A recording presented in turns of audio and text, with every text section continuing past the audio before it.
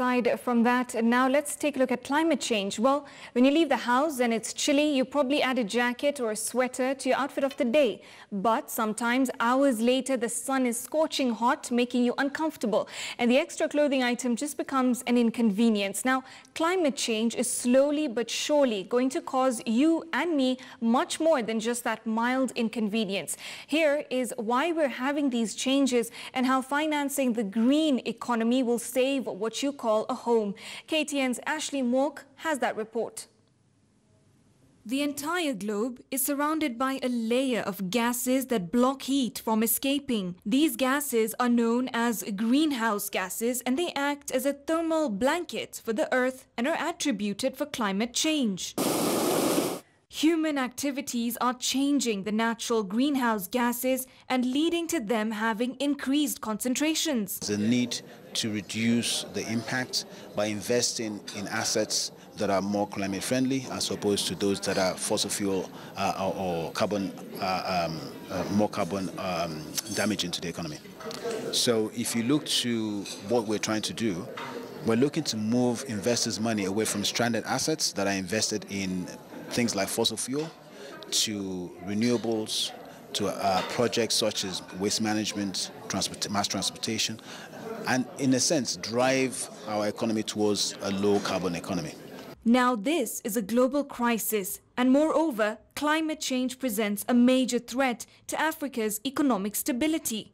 Africa is making some progress, but not fast enough in tackling climate change. The cost of adapting to climate change across Africa could reach $50 billion by 2050, and most governments are struggling to finance this initiative. And the fact that Africa has the largest population under 30.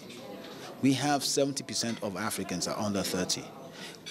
That tells me that there's a need to create jobs for the future generation. We have to be innovative in the assets and projects that we work on, because if not, we will find ourselves in a situation whereby our economy becomes unsustainable. So in order to build a sustainable economy, we have to start investing in products that and projects that actually build new economy. Kenya is already bearing the brunt of climate change. Some of the latest manifestations are random floods and extreme high temperatures in some areas. Kenya's economy is highly dependent on its natural resource base. More than 50% of the country's GDP comes from agriculture, mining, forestry and fishing.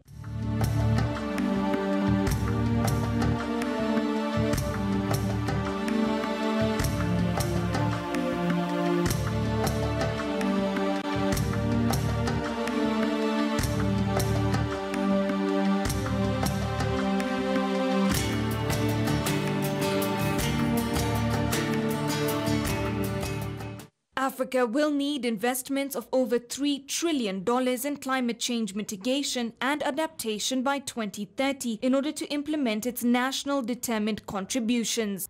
Kenya is adamantly pushing for the expansion of the green bond market. The project received financing from the AFDB and approximately $20 million of concessional financing resources from the Clean Technology Fund.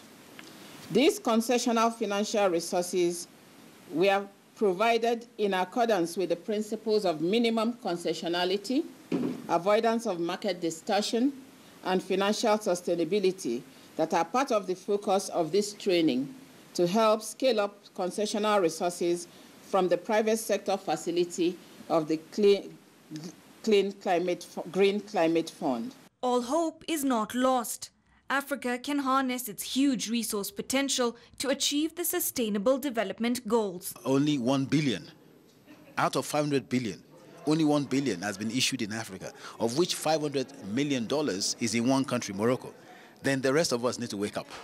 So you need to put in rules to guide and give them comfort, which is what we're doing here today.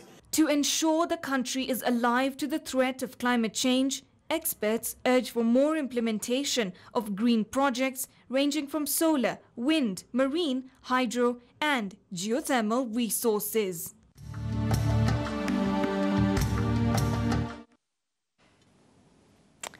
Well, climate change is something that, of course, everybody world over is trying to tackle and emerge from the situation victorious. But even on that note, I'm going to take a short commercial break, but I'll be right back as we continue our coverage of irrigation in Kenya and more here on Business Today. Stay with me.